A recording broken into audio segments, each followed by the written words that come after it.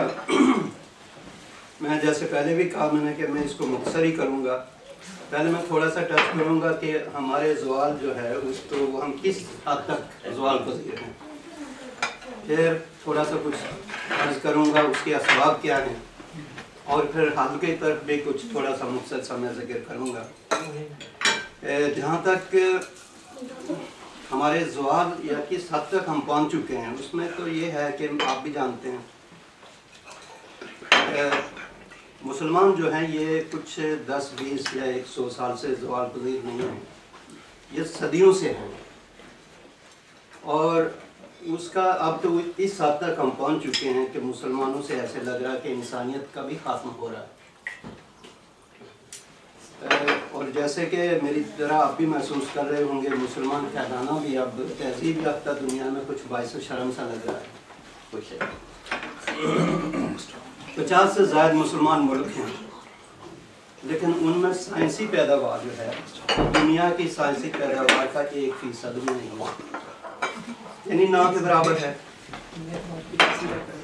اب زندگی بچانے والی دواؤں کے سے لے کر بس, گاڑی, ریل, ہوائی جہاز, بجلی, یہ ساری سہولیات آپ جن کو آپ جس سے آپ زندگی کو کچھ آرام پہنچا سکتے ہیں, ان پہ آپ اگر غور کریں تو اس میں مسلمانوں کا کوئی حصہ نہیں. یہ سب چیزیں ہم نے غیر مسلم سے لی ہیں. اور اگر ان چیزوں کو اگر بے فرض واپس لے لیا جائے ہم سے, تو ہماری زندگی پتھر کے دور کی زندگی سے مختلف نہیں ہوگی. تو یہ حالت ہے ہمارے اس وقت زوال کی. پورے مسلمان ملکوں میں جتنی یونیورسٹیاں ہیں جملہ طور پر, اس سے زیادہ یونیورسٹیاں صرف ٹوکیو شہر میں ہیں. تمام مسلمان ملکوں کی جتنی صنعتی پیداوار ہے ان سب کو اگر ملایا جائے تو وہ تعداد جو ہے, مقدار جو ہے وہ جرمنی سے, اکیلے جرمنی کی صنعتی پیداوار سے بھی کم ہے.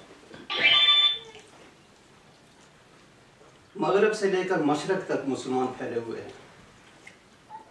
اگر ان پہ آپ ذرا غور کریں تو ان میں سوائے 2 چیزوں کے اور کوئی چیز مشترک نہیں.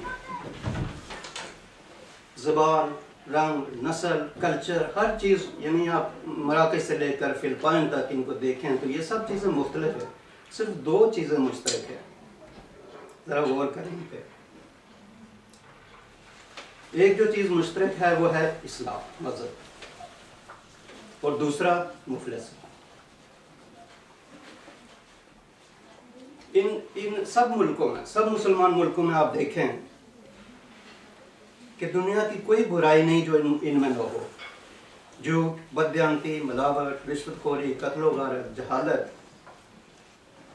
یہ سب چیز ان میں سب سے زیادہ ہیں.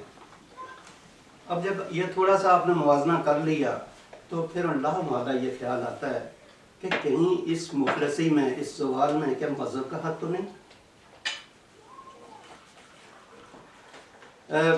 بدقسمتی سے میں یہ سمجھتا ہوں کہ میں مذہب کو تو نہیں کہوں گا, اس میں علماء کا حق ہے.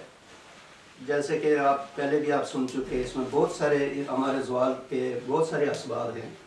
لیکن اگر مجھے یہ کہا جائے کہ صرف ایک فکرے میں تم بیان کرو تو میں یہ کہوں گا کہ ان سب ہمارے ذلت و رسوائی کی جو ہے وہ علماء ذمہ دار ہے.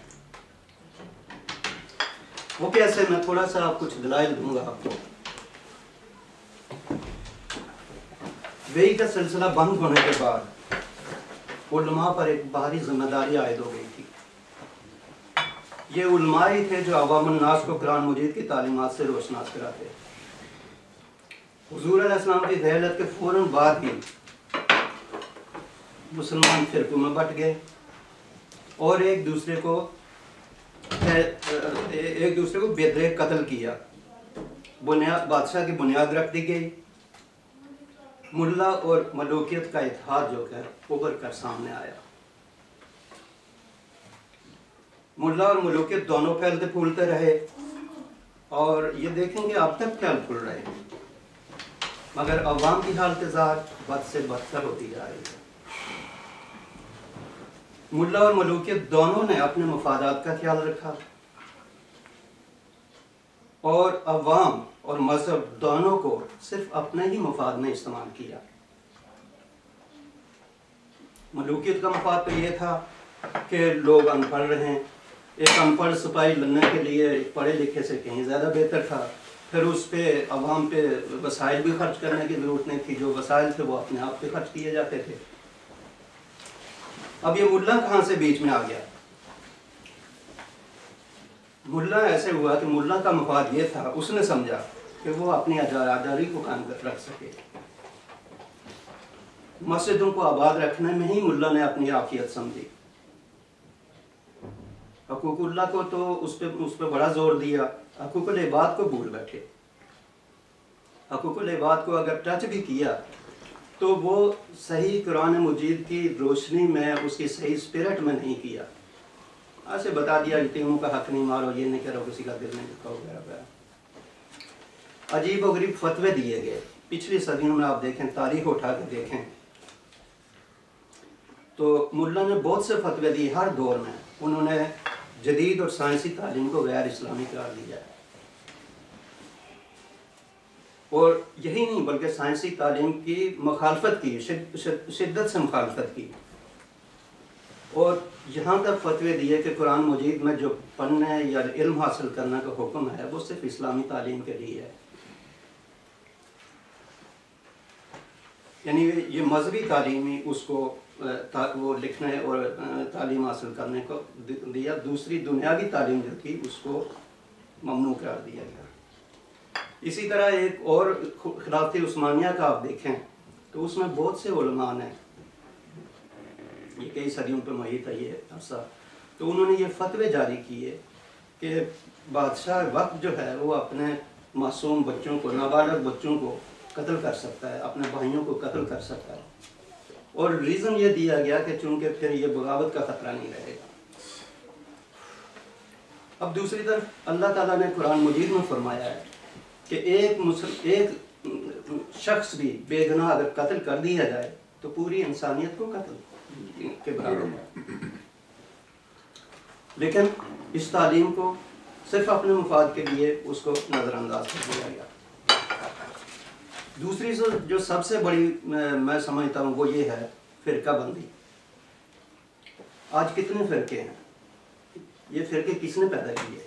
کیا آپ نے؟ میں نے نہیں، سراسر علماء ہی نے یہ فرقے پیدا کیے، اور وہی اس کو ابھی تک اس کو پھیلا رہے ہیں۔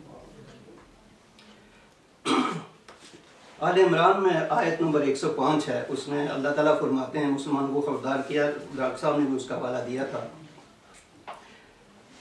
کہ اے لوگوں ان کی طرح نہ ہو جانا جو فرقوں میں بٹ گئے تھے، ورنہ ان کی طرح تم بھی تباہ و برباد ہو جاؤ گے اور آخرت میں شدید عذاب میں مبتلا ہوگے۔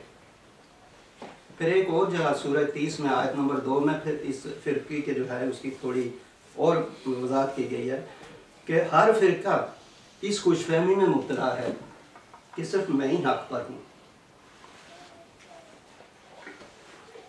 الانعام آیت نمبر 160 جو ہے اس میں اللہ تعالیٰ فرماتے ہیں کہ جن لوگوں نے اپنے دین کو جدا جدا کر لیا اور گروہ بن گئے، اے نبی ان کے ساتھ تمہارا کوئی تعلق نہیں، ان کو بدلہ سے پردہ دے گا۔ یہ ڈاکٹر صاحب نے بھی وضاحت کی تھی اس کی۔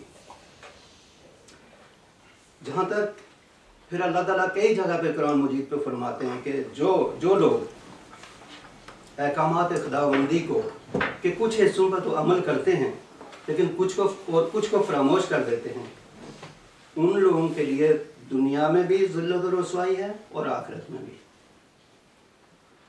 حقوق اللہ پہ تو آپ نے زور دیا، حقوق عباد کو چھوڑ دیا۔ یہ بالکل وہی بات ہے کہ آپ نے کچھ احکامات پہ عمل کیا اور کچھ کو فراموش کر دیا۔ آج تک کسی عالم نے حکمرانوں سے یہ مطالبہ نہیں کیا کہ عوام کی بنیادی ضروریات کو پورا کیا جائے اور وہ طریقے اختیار کیے جائیں جس سے معاشی ترقی کا باعث ہوں۔ حضرت عمر کی سلطنت میں کوئی بھوکا، جب حضرت عمر کے